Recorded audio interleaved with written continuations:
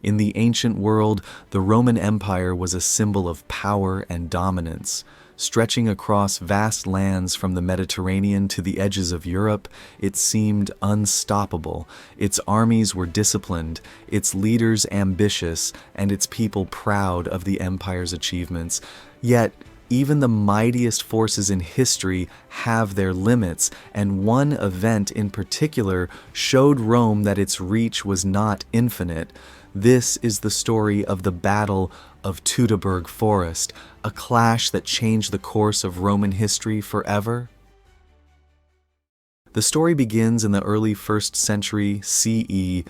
Rome had grown into one of the largest empires the world had ever seen.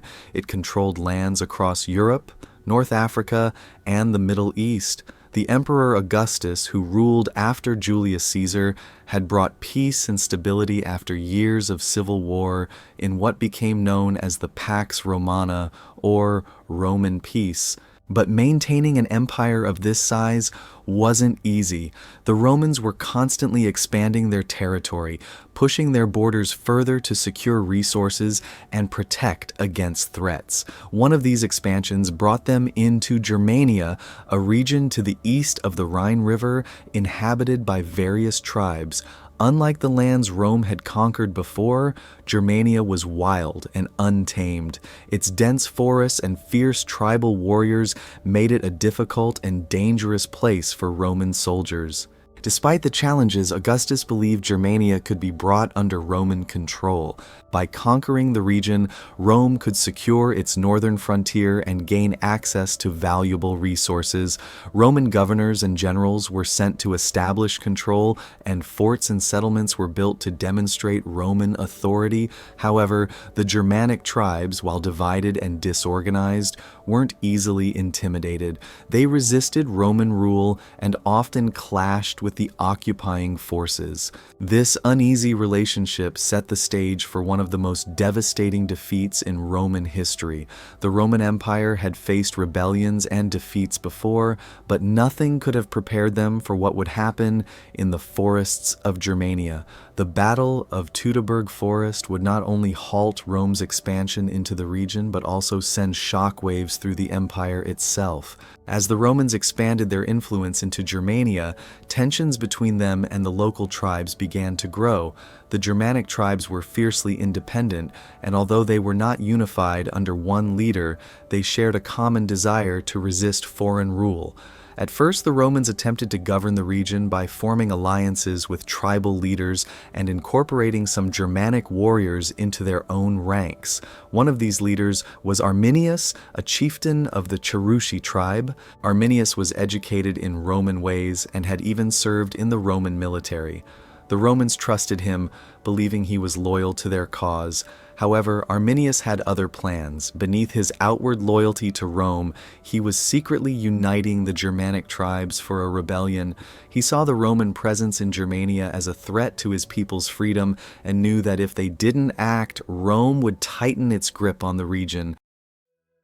The Roman governor in Germania at the time was Publius Quinctilius Varus. Varus was a seasoned general, but he underestimated the challenges of governing Germania. He believed the Germanic tribes were largely under control and saw Arminius as an ally. This overconfidence would prove to be a fatal mistake. Arminius convinced Varus that a minor rebellion was brewing in the region and suggested they march their troops to put it down. What Varus didn't know was that this was a trap.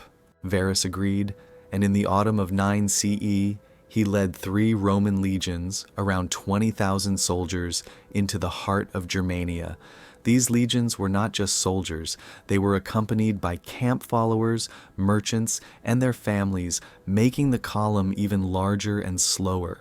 Arminius promised to guide them, but as they moved deeper into the dense forests, he slipped away under the pretense of gathering more troops. In reality, he was preparing his forces for an ambush. The Roman legions were marching through Teutoburg Forest, a region filled with narrow paths, thick trees, and difficult terrain. The soldiers were used to fighting in open fields, where their disciplined formations and heavy armor gave them an advantage. But here in the forest, their strengths would become weaknesses. Visibility was poor, and the dense undergrowth made it nearly impossible for the Romans to stay organized. Supplies and wagons slowed them down even more. As the Romans struggled through the forest, the Germanic tribes were waiting, hidden among the trees and armed with spears, swords, and bows. They had the perfect position for an ambush. When Arminius gave the signal, the attack began. For the Romans, it was chaos. They were attacked from all sides by warriors who knew the terrain far better than they did. Unable to form their usual battle lines, the Roman soldiers were overwhelmed. The weather made things worse. Heavy rain turned the ground into mud, further hampering their movement. For 3 days, the Germanic tribes relentlessly attacked the Roman column. Varus tried to rally his troops, but the constant assaults and the unfamiliar environment shattered their morale. In the end, the legions were completely destroyed. Varus, realizing the battle was lost, took his own life rather than face capture. The survivors were either killed or taken as slaves, and the Roman eagles, the sacred standards of the legions, were captured, a humiliation for Rome. The Battle of Teutoburg Forest was a disaster of unimaginable scale for the Romans. 3 entire legions were wiped out, and the defeat sent shockwaves through the empire.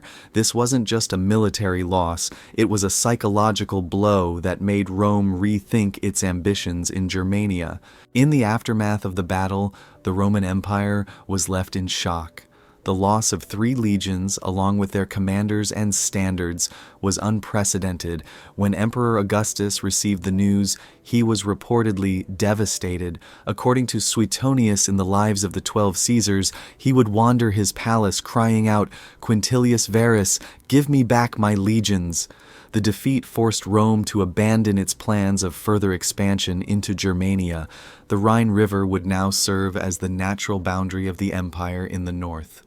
Rome did send military campaigns into Germania in the years following the battle, led by generals like Germanicus, who sought to recover the lost standards and restore Roman honor. While some of the standards were eventually retrieved, Rome never fully reasserted control over Germania. The forested region remained beyond the empire's grasp, and the Romans shifted their focus to consolidating their existing borders. So overall, the Battle of Teutoburg Forest marked a turning point in Roman history. It demonstrated the limits of their expansion and the risks of overreaching. The Germanic tribes, inspired by their victory, remained a persistent threat to Rome's northern frontier for centuries. Historians often point to this battle as the beginning of the eventual decline of the Roman Empire, as it exposed vulnerabilities in what had seemed like an unstoppable force.